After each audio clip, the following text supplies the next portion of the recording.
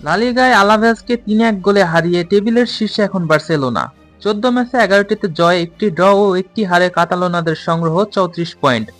এক ম্যাচ কম খেলে ৩২ পয়েন্ট নিয়ে বার্সার ঠিক নিচে আছেন আরেক ইউরোপিয়ান জায়ান্ট রিয়াল মাদ্রিদ।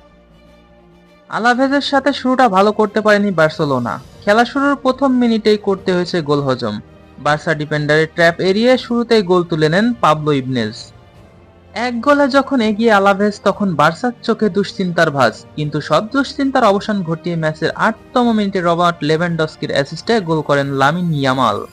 গোল সমতায় ফেরেন বার্সা। ম্যাচের ২৪তম মিনিটে কাউন্টার অ্যাটাকে আলাভেজের কাছে চলে আসে দারুণ এক সুযোগ।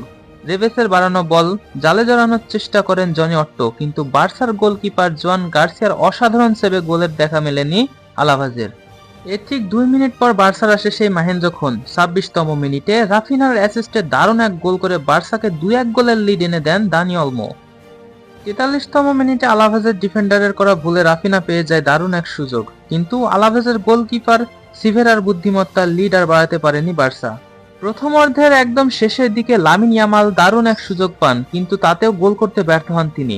ফলে ২-১ গোলেই শেষ হয় প্রথম অর্ধ। দ্বিতীয় অর্ধের একদম শুরুতেই মার্কাস রাশফোর্ডকে মাঠে নামান কোচ হান্সি ফ্লিক। বার্সাও ধার বাড়ান আক্রমণের, কিন্তু বারবার আক্রমণই ব্যর্থ হচ্ছিল আলাভেজ ডিফেন্ডারের কাছে। ৬০তম মিনিটে মাঠে থেকে উঠিয়ে নেওয়া হয় রাফিনাকে, মাঠে নামানো হয় পেদ্রিকে, কিন্তু তাতেও রেজাল্টের কোনো পরিবর্তন হচ্ছিল না বার্সার।